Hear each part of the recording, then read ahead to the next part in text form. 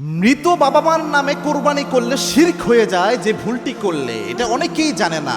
আপনার আব্বা আম্মার আমল নামায় সওয়াব পোষানোর জন্য তো আপনি কোরবানি করেন, কিন্তু আমল নামায় গুনাহ ওঠে, শিরকের গুনাহ। এটা মারাত্মক একটা বিষয়, একটু সুস্পষ্টভাবে জেনে নেন। মনে রাখবেন, কোরবানি হতে হয় একমাত্র আল্লাহ রাব্বুল আলামিনের জন্য। এবং কি আল্লাহ রাব্বুল আলামিন সূরা হজে জানিয়েছেন, লা ইয়ানালাল্লাহু লুহুমুহা ওয়ালা দিমাউহা ওয়ালাকিন ইয়ানালুহুত তাকওয়া মিনকুম। কোরবানি যে তোমরা করো বান্দারা, কোরবানির গোশত রক্ত কোনো কিছু আমি আল্লাহর দরবারে পৌঁছায় না, আমি আল্লাহর কাছে একমাত্র পৌঁছায় তোমার তাকওয়া। কোন চিন্তা করে, কোন নিয়ত করে তোমার অন্তরের তাকওয়ার বেজে আমি আল্লাহ রাব্বুল আলামিন তোমার কোরবানিকে অ্যাকসেপ্ট করি।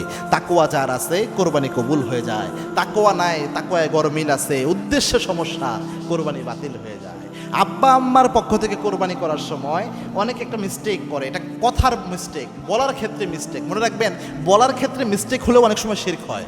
এটা আল্লাহ রাব্বুল আলামিন এই জন্য বান্দাদেরকে নির্দেশ দিয়েছেন কথা বলার পদ্ধতি শিখায়, এটাও একটা আল্লাহর নির্দেশনা। এবং কি আল্লাহর হাবিব সাল্লাল্লাহু আলাইহি ওয়াসাল্লাম বলতেন না, রব্বুকুম, আমি সবচেয়ে ভালো আরবি জানি। এবং রাসূল সাল্লাল্লাহু আলাইহি ওয়াসাল্লাম কথা কেমনে বলতে হবে এটা সাহাবা একরামকে অনেক সময় শিখাতেন। কথা বলার কম বেশি হলেই কিন্তু শিরকের গুনাহ হয়ে যায়।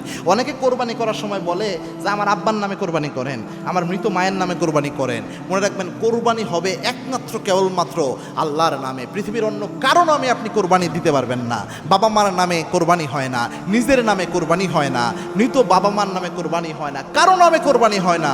কোরবানি হয় কেবলমাত্র একমাত্র আল্লাহর নামে। এই জন্য আপনি বলবেন আমার মৃত আব্বা আম্মার পক্ষ থেকে কোরবানি করুন। পক্ষ থেকে বললে আপনার কোনো গুনাহ হবে না। বাট যদি বলেন নামে, আর সেও যদি বলে কার নামে, ইমাম সাহেব যদি বলে কার নামে কোরবানি করবো, যে আব্বা আম্মার নামে, আম্মার নামে কোরবানি করলে পশু খাওয়া তো একরকম হারাম হয়ে যায়, কোরবানির পশু। এই জন্য যদিও মনে হতে পারে হুজুর, যদিও সে নামে বলতেছে, কিন্তু অন্তরে তো এটাই আছে যে আল্লাহর নামেই হয়, তো আপনি বলতে ভুল করবেন কেন? আমার প্রশ্ন হচ্ছে এটা। একজন ইমানদার সতর্ক থাকবে, এই বিষয়গুলো সতর্ক হন। ইমাম সাহেবকে বুঝাই দেন, হুজুর কারণ নামে কোরবানি হয় না, আল্লাহর নামে করেন, আমার আব্বার পক্ষ থেকে করেন, তাহলে ইনশাআল্লাহ সুস্পষ্ট সওয়াব পেয়ে যাবেন। এবং হাদিসে বর্ণনা পাওয়া যায় মৃত মানুষের পক্ষ থেকেও কোরবানি করা যায়, কোনো সমস্যা নাই।